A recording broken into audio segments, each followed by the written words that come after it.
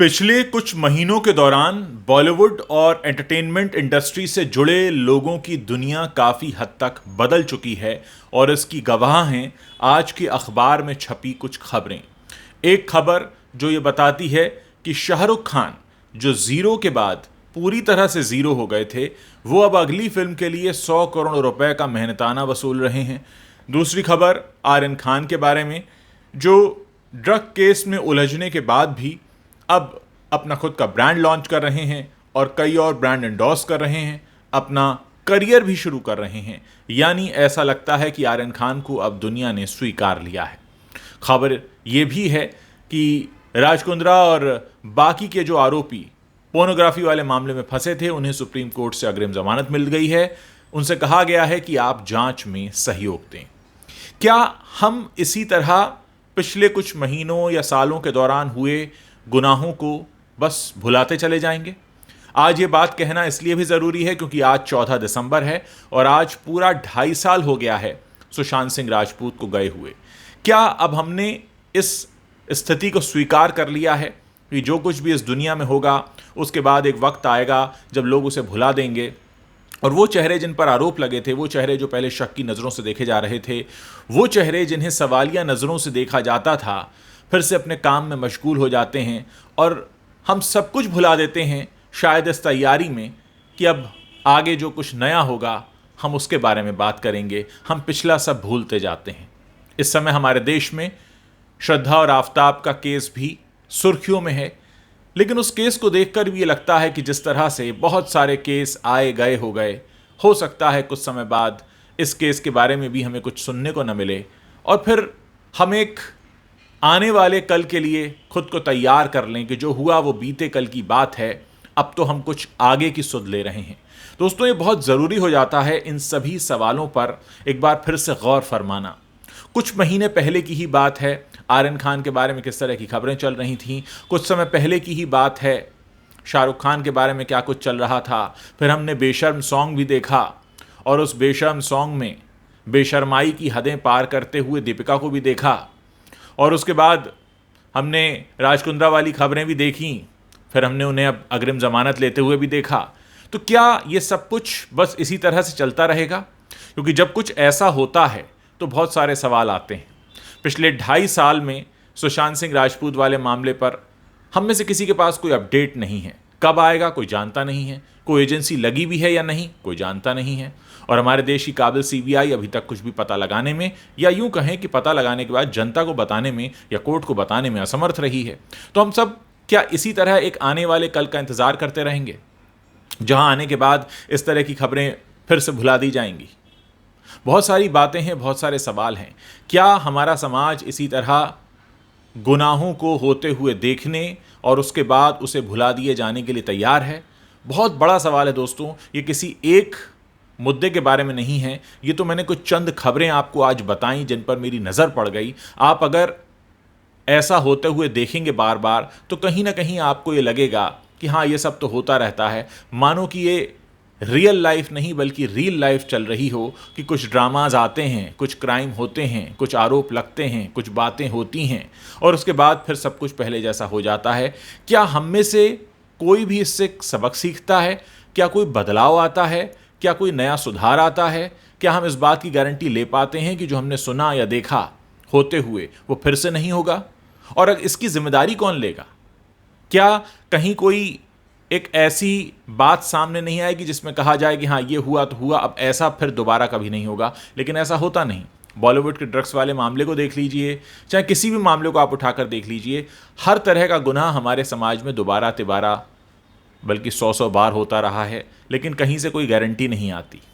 श्रद्धा और आफताब का जब मामला आया तो लोगों ने कहा कि अपनी तरह का ऐसा पहला मामला नहीं है, ऐसा पहले भी हो चुका है।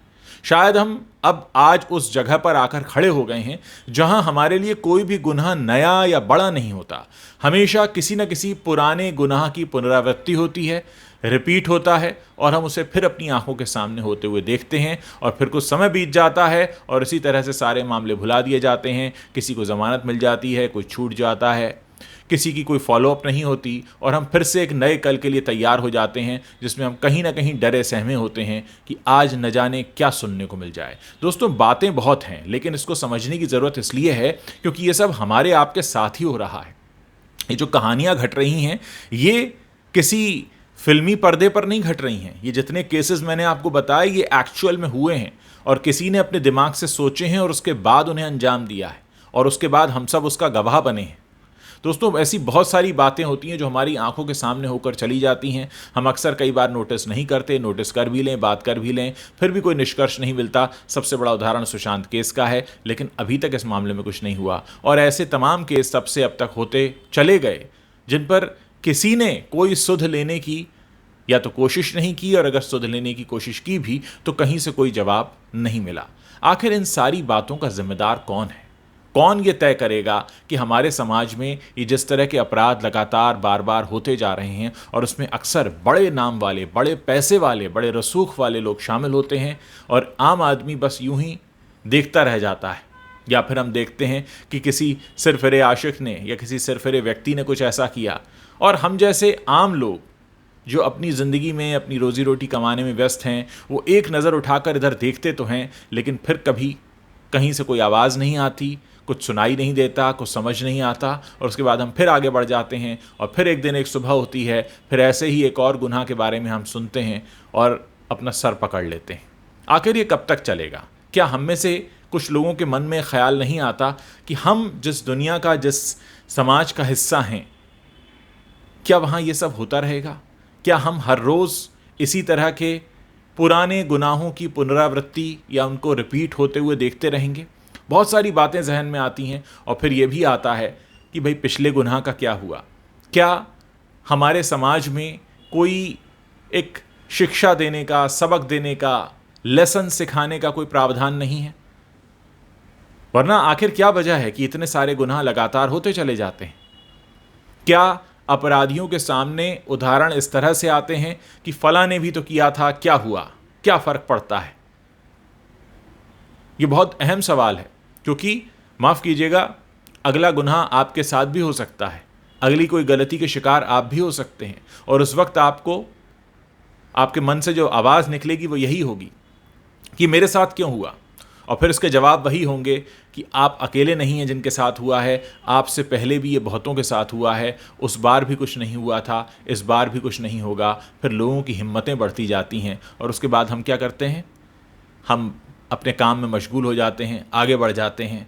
कितना फॉलोअप करेंगे? हम सब के पास अपनी ज़िंदगी से जुड़े झंझट भी हैं, मुसीबतें भी हैं और इसी तरह से ये ज़िंदगी आगे बढ़ती रहती है। दोस्तों, यहाँ पर हमारा सोचने का सवाल इसलिए भी बनता है क्योंकि ये सब कुछ जो भी हो रहा है वो उससे हम कहीं ना कहीं जुड़े हुए हैं। हम कहीं ना कहीं उसको अपने साथ होते हुए नहीं देखना चाहते, इसी चिंता में हम बचते रहते हैं, लेकिन फिर भी इसका कोई पक्का उपाय नहीं सूझता। आप मुझे बताइए, कल सुबह, आज सुबह जब भी आप अपने घर से निकलेंगे या दुनिया समाज में किसी से मिलेंगे, क्या आप इस बात की गारंटी ले सकते हैं कि आपके साथ कोई गुनाह नहीं होगा, कोई अपराध आपके साथ नहीं होगा, किसी अपराध के शिकार आप नहीं होंगे? कौन सुनिश्चित करेगा? क्या ये सवाल हमारा पूछने का अधिकार नहीं होना चाहिए? क्या ये सवाल हमें नहीं पूछना चाहिए? दोस्तों, मैं आपको यही बताना चाहता हूं कि इस तरह के सवाल जब तक हमें कचोटेंगे नहीं, तब तक सुधार नहीं आएगा। और मेरी कोशिश यही है कि मैं आपको भी सवाल पूछना सिखाऊं। इसीलिए मैं utreels.com पर 2 कोर्सेज़ लेकर आया हूं। एक कोर्स स्टोरी टेलिंग का है और एक जर्नलिज्म का भी है। बहुत से लोगों ने पूछा कि आप जर्नलिज्म को आम लोगों को क्यों सिखाना चाहते हैं, क्योंकि मैंने कहा, इसका जवाब यही है कि जब तक आम लोगों को सवाल पूछना नहीं आएगा तब तक सुधार की कोई उम्मीद नहीं है। सवाल कैसे पूछे जाने चाहिए, सवाल क्यों पूछे जाने चाहिए, किससे पूछे जाने चाहिए और किस किस समय पर पूछे जाने चाहिए, ये हमारे देश के हर आम शख्स को, आम आदमी को पता होना बेहद ज़रूरी है। अगर आप ज़रूरी समझें इसे सीखना तो आप utreels.com पर आ सकते हैं और वहाँ जो कोर्सेज़ हैं उसमें खुद को इनरोल कर सकते हैं। मेरी कोशिश यही है कि मैं आपको भी सवाल पूछने का हुनर सिखाऊं।